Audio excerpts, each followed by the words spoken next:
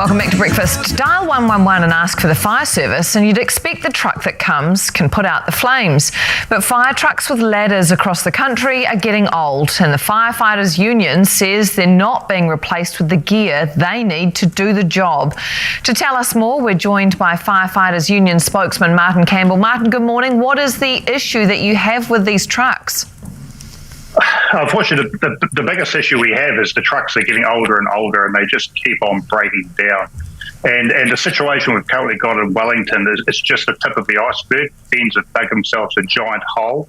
And now, right across New Zealand, the average age of frontline fire trucks across New Zealand is 19 years old. It's really just not acceptable.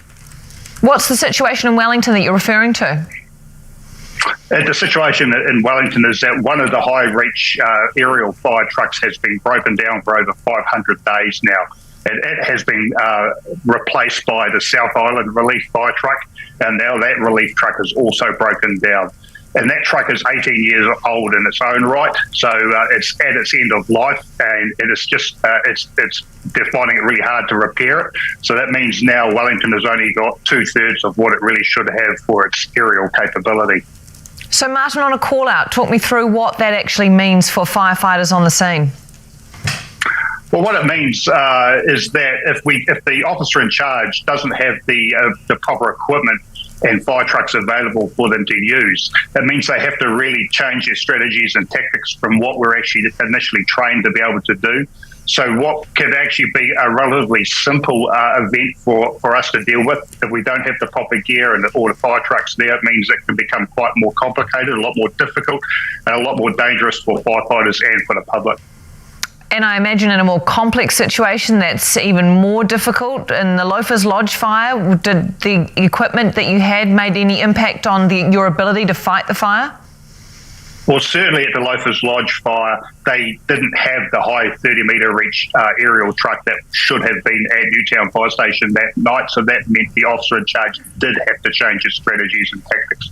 So he had to change them to fit what he had on the night, and it meant he had to wait a little bit longer for the higher reach truck to arrive from the Thorndon Fire Station. So these are all things that officer in charge had to weigh up, and he had to make some decisions that night based on the gear or the lack of equipment that he had. My concern from what you're raising is that this sounds like at some point it might cost lives.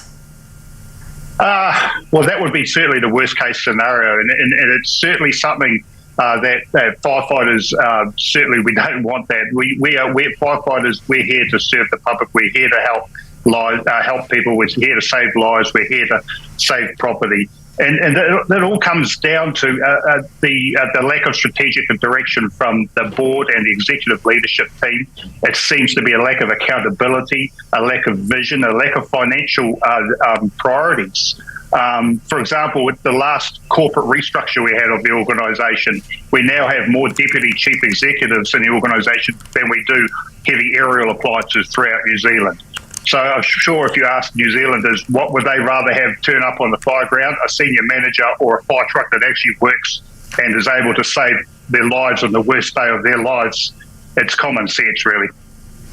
Martin, just quickly, I do need to note that Fens came back to us with a statement last night and they said they have been underfunded for years, they have got new trucks on the way. Do you feel confident that there will be a resolution?